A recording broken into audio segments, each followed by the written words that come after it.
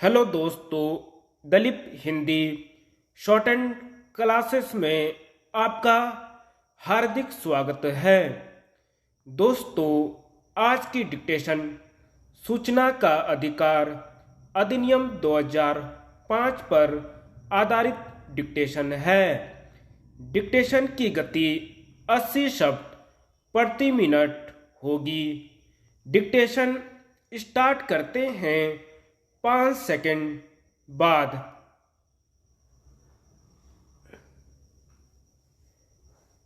भारत में लोकतांत्रिक शासन व्यवस्था है। इस व्यवस्था में जनता द्वारा चुने गए प्रतिनिधि ही सरकार बनाते हैं और शासन चलाते हैं, यानी जनता द्वारा चयनित लोग ही सरकार बनाते हैं। ऐसे में जनता को यह जानने का अधिकार है कि सरकार उनके हित और कल्याण के लिए क्या कर रही है, जो कर रही है उसे कैसे कर रही है, उसमें कितनी पारदर्शिता है। इन्हीं प्रश्नों के परिप्रेक्ष्य में भारत में सूचना के अधिकार कानून की आवश्यकता महसूस की गई और वर्ष 2005 में भारत सरकार द्वारा यह अधिकार भारतवासियों को एक अधिकार के रूप में मिला। जनता को सही जानकारी उपलब्ध कराना ही सूचना के अधिकार की आत्मा है। जनता द्वारा चयनित लोग ही सरकार चलाते हैं। ऐसे में जनता को भी यह जानने का अधिकार है कि सरकार उनके हित और कल्याण के लिए क्या कर रही है, जो कर रही है उसे कैसे कर रही है, उसमें कितनी पारदर्शिता है।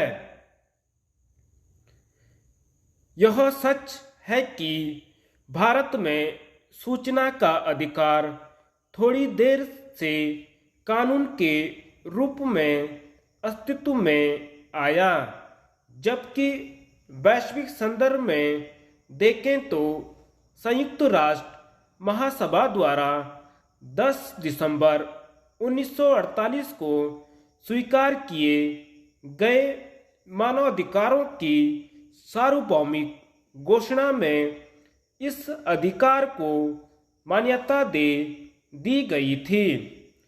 संयुक्त राज्य अमेरिका, ऑस्ट्रेलिया, डेनमार्क, स्वीडन और ब्रिटेन आदि देशों में इस अधिकार को काफी पहले ही कानून के रूप में मान्यता प्रदान कर दी गई थी, जहां इसके अच्छे परिणाम भी सामने आए। भारत में 12 मई 2005 को संसद द्वारा 2005 को इसे राष्ट्रपति की मंजूरी मिली। 12 अक्टूबर 2005 को अधिसूचित होने के बाद यह कानून के रूप में भारत में प्रभावी हुआ। इस अधिनियम के दायरे में केंद्र एवं राज्य सरकार के सभी कार्यालयों के अतिरिक्त पंचायतों, स्थानीय निकायों तथा सरकार से सहायता, अनुदान एवं किसी अन्य रूप से धन प्राप्त करने वाले गैर सरकारी संगठनों को लाया गया। इस प्रकार सरकारों, कार्यपालिका एवं विधायिका को इसके दायरे में लाकर इस कानून को व्यापकता प्रदान की गई। सूचना पाने की प्रक्रिया को सहज बनाया गया और मात्र 10 रुपये के पोस्टल ऑर्डर के साथ वांछित सूचना मांगने की व्यवस्था दी गई। समय सीमा का भी ध्यान रखा गया तथा 30 दिनों में सूचना दिए जाने की व्यवस्था सुनिश्चित की गई। केंद्रीय सूचना आयोग को वे सभी अधिकार प्रदान किए गए जो एक सिविल कोर्ट को प्राप्त होते हैं। राज्यों में राज्य सूचना आयोग के गठन की व्यवस्था इस अधिनियम में दी गई। सूचना आयुक्त को इस कानून की अवहेलना करने वाले विभागीय अधिकारियों पर 25,000 रुपये तक का जुर्माना करने की व्यवस्था दी गई। उल्लेखनीय है कि देश की शीर्ष अदालत एक प्रकरण में निर्णय सुनाते हुए सूचना के अधिकार को संविधान के अनुच्छेद 19(1) क के तहत वाक एवं अभिव्यक्ति की स्वतंत्रता के मूल अधिकार के एक महत्वपूर्ण घटक के रूप में अभिहित कर चुकी है। ध्यातव्य है कि 9 मई 2014 को राष्ट्रपति द्वारा व्हिसिल ब्लोअर्स संरक्षण विधेयक 2011 को मंजूरी दी जा चुकी है, जिसमें अपराधों का जनहित के लिए खुलासा या प्रकटीकरण करने वाले व्यक्ति को पर्याप्त वैधानिक संरक्षण दिए जाने का प्रावधान है। इससे सूचना के अधिकार का इस्तेमाल करने वाले भी लाभान्वित होंगे, क्योंकि वे संवैधानिक संरक्षण के दायरे में होंगे। ध्यातव्य है कि केंद्रीय विधायिका यानी संसद ने जुलाई 2019 में सूचना का अधिकार संशोधन विधेयक 2019 पारित किया। यह विधेयक मुख्य सूचना आयुक्त के कार्यकाल को केंद्र सरकार द्वारा तय किए जाने को प्रस्तावित करता है। गौरतलब है कि सूचना का अधिकार अधिनियम 2005 के अनुसार मुख्य सूचना आयुक्त का कार्यकाल 5 वर्ष या फिर 65 वर्ष तक की आयु तक था। सूचना का अधिकार मिलने के बाद से इसके सकारात्मक परिणाम परिलक्षित हुए हैं। किसी हद तक यह कानून स्वच्छ एवं न्यायपूर्ण प्रशासन सुनिश्चित कराने में सहायक सिद्ध हुआ है, चूँकि इससे सरकारी कार्यालयों में पारदर्शिता बढ़ी है। अतः इसे विकास की कुंजी माना जा सकता है। सच तो यह है कि इस रूप में भारत में सूचना क्रांति का सूत्रपात हो चुका है। अब यह अधिकार मात्र एक वैधानिक अधिकार नहीं रहा, बल्कि इसने एक जन अभियान का रूप ले लिया है। यही कारण है कि इस अधिकार का प्रयोग करने वालों की संख्या बराबर बढ़ रही है। लोगों में इस अधिकार के प्रति जागरूकता बढ़ी है। ग्रामीण और शहरी दोनों इस अधिकार का इस्तेमाल बढ़ चढ़कर करते देखे जा रहे हैं।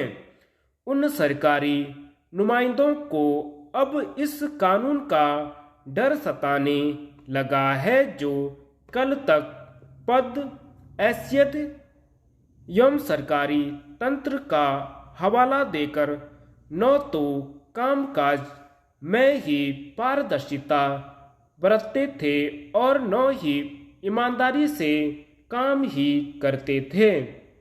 ऐसे अनेक दृष्टांत हैं जिनसे पता चलता है कि इस कानून ने गोपनीयता की आड़ लेकर जनता को गुमराह करने वाले भ्रष्ट नौकरशाहों एवं सत्ताधारियों की काली कारगुजारियों का उजागर किया है। भ्रष्टाचार के विरुद्ध लड़ाई में यह अधिकार विशेष रूप से सहायक सिद्ध हुआ है। अब गोपनीयता की आड़ में भ्रष्टाचार की गुंजाइश घटी है। इस अधिकार के जरिए आम आदमी की गाड़ी कमाई से वसूले गए कर के उपयोग का लेखा जोखा मिलना शुरू हुआ है। इस प्रकार जहां विकासात्मक कार्यों को गति और लय मिली है, वहीं इसके जरिए स्वच्छ एवं न्यायपूर्ण प्रशासन स्थापित करने में सहयोग मिला है। सबसे अच्छी बात तो यह है कि शासन प्रशासन के गोपन दुर्ग में छेद करने वाला यह कानून जहां भ्रष्टाचार नियंत्रण में प्रभावी भूमिका निभा रहा है, वहीं जनतंत्र को दृढ़ एवं व्यापक बनाने में भी इसकी भूमिका श्लाघनीय है। सारतः यह कहा जा सकता है कि हमारे देश में सूचना के अधिकार से जुड़ा मौजूदा परिदृश्य अत्यंत सकारात्मक है। तमाम खूबियों के बावजूद इस कानून में कुछ खामियां हैं। जहां तक कमियों और खामियों का सवाल है, तो सबसे बड़ी खामी यह है कि इसमें जवाबदेही तय करने की व्यवस्था नहीं है। शिथिलता बरती जाने के कारण इस कानून की धारा 4 प्राय प्रभावहीन हो चुकी है। धारा 4 में यह प्रावधान है कि सभी सरकारी विभागीय जानकारियां इंटरनेट व सूचना एवं संचार के अन्य माध्यमों पर इस प्रकार पेश करेंगे कि वह सर्वसुलभ हो और उससे देखा जा सके। यह व्यवस्था वर्ष 2005 में इस अधिकार के लागू होने के वर्ष में ही सुनिश्चित हो जानी थी, किंतु इस व्यवस्था को पूरा आकार नहीं दिया जा सका, चूंकि जवाबदेह अधिकारी को दंडित करने का कोई प्रावधान इस कानून में नहीं है। अतएव इस दिशा में सक्रियता नहीं दिखाई जा रही है। इस शिथिलता के कारण लंबित आपत्तियों की संख्या निरंतर बढ़ रही है। यदि नेट या अन्य माध्यमों पर सारी सूचनाएं मिल जाएं, तो तमाम आपत्तियों का निपटान स्वतः ही हो जाए। आवश्यकता इस बात की है कि धारा 4 के संदर्भ में शिथिलता बरतने वालों को दंडित करने का प्रावधान बनाया जाए, ताकि सूचनाओं और जानकारी को सार्वजनिक करने के संबंध में सभी विभाग अद्यतन रहें। दंड का प्रावधान न होने से इस कानून की धार कुंद हुई है। इस कानून से जुड़ी एक भी संगति यह भी है कि सरकार ने कानून बना तो दिया, किंतु इसे लागू करने के बाद से इसके ढांचे को पर्याप्त रूप से विकसित करने में रुचि नहीं दिखाई। पर्याप्त ढांचागत विकास न हो पाने के कारण काम का बोझ बढ़ा है और आपत्तियों के निस्तारण में अनावश्यक रूप से देरी हो रही है। इस कानून की धारा 5 के अनुसार हर राज्य में एक मुख्य सूचना आयुक्त और अधिकतम 10 सूचना आयुक्त होने चाहिए।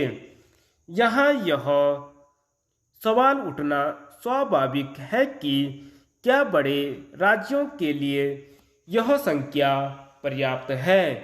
यह संख्या प्राप्त नहीं है और इसमें इजाफे की दरकार है।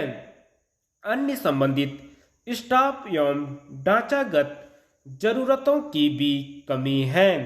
आपत्तियों के निस्तारण के लिए सूचना आयुक्तों के यहाँ कोई अधिकतम अवधि तय न किए जाने से भी लंबित मामलों में इजाफा हो रहा है।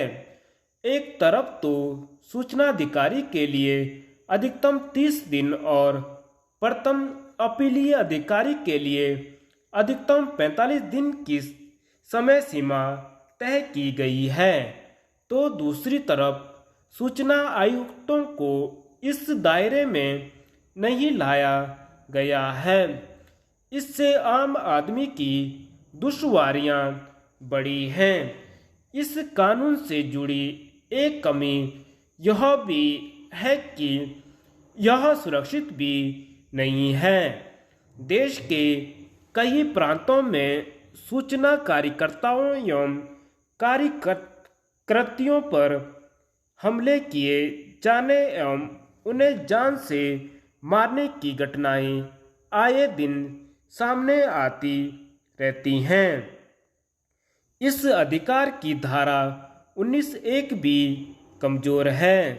इस धारा के तहत सूचना अधिकारी के निर्णय के खिलाफ उसी विभाग के वरिष्ठ अधिकारी के यहाँ अपील की व्यवस्था है। चूँकि सूचना अधिकारी और अपीलीय अधिकारी एक ही विभाग के होते हैं, इसलिए उनमें साठगांठ की पूरी गुंजाइश रहती है। इस कानून में लोक सूचना अधिकारी द्वारा लापरवाही व शिथिलता बरतने पर तो जुर्माने का प्रावधान है, किंतु अपीलीय अधिकारी के विरुद्ध ऐसा कोई प्रावधान न होने से कई मामलों में यह विभागीय कमियों को छिपाने में कठोर रक्षा कवच की भूमिका अपनाने लगा है। इस कमी को अतिशीघ्र दूर किए जाने की जरूरत है, क्योंकि यह कमी एक अच्छे कानून को पंगु बनाने का काम कर रही है। इस कानून ने सुशासन की अवधारणा को साकार करने में यथेष्ट योगदान दिया है। सरकारी कामकाज में पारदर्शिता बढ़ी है तो भ्रष्टाचार पर अंकुश लगा है। सूचना के अधिकार से जुड़ी एक विडंबना यह भी है कि हमने यह अधिकार तो जनता को दे दिया, किंतु इस अधिकार की आत्मा के विपरीत पहले से विद्यमान 1923 के सरकारी गोपनीयता कानून को समाप्त नहीं किया। इससे विरोधाभास की स्थिति निर्मित हुई है। हालांकि सूचना अधिकार की धारा 22 में यह प्रावधान है कि इस कानून को सरकारी गोपनीयता कानून के संदर्भ में वरीयता दी जाएगी, किंतु शासकीय गोपनीयता कानून के उल्लंघन की दशा में चूंकि दोषी अधिकारी को 4 साल के दंड का प्रावधान है, अतः यह सूचना न देने के इच्छुक अधिकारी इसका इस्तेमाल ढाल की तरह करते हैं। इस कानून का खौफ भी उनमें रहता है। पारदर्शिता के मार्ग में यह कानून अवरोधक की तरह है, अतः यह सूचना के अधिकार को अधिक प्रभावी व कारगर बनाने के लिए इसे समाप्त किया जाना ही श्रेयस्कर है। जहाँ तक गोपनीयता का सवाल है तो सूचना के अधिकार में समाज और राष्ट्र हित में कतिपय जानकारियों को सार्वजनिक न किए जाने का भी निर्देश है। ऐसे में शासकीय गोपनीयता कानून का अब औचित्य भी नहीं रहा। यह एक अच्छी बात है कि हमारे देश में सूचना के अधिकार से जुड़ी खामियों को दूर किए जाने की दिशा में शुरुआत हो चुकी है। इस अधिकार से जुड़ी असुरक्षा की खामी को दूर करने के उद्देश्य से सरकार की तरफ से व्हीकल्स ब्लोअर्स संरक्षण अधिनियम 2011 के समय रूप में एक नेक पहल की गई है।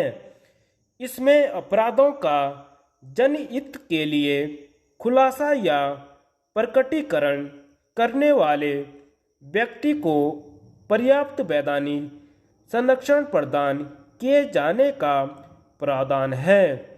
अधिनियम के प्रावधानों के तहत शिकायतकर्ता की जानकारी गोपनीय रखी जाएगी तथा गोपनीयता का उल्लंघन करने वाले को 3 वर्ष तक के कारावास का दंड तथा 50,000 रुपये जुर्माना भुगतना पड़ सकता है।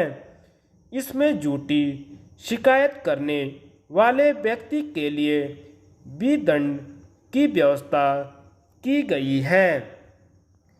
यह एक अच्छी पहल है।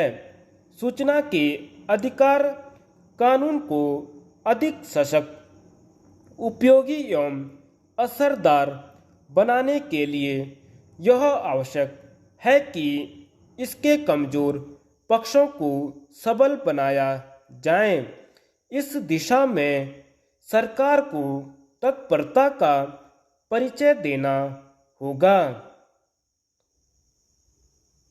अब तक इस कानून ने सुशासन की अवधारणा को साकार करने में यथेष्ट योगदान दिया है। सरकारी कामकाज में पारदर्शिता बढ़ी है तो भ्रष्टाचार पर अंकुश लगा है।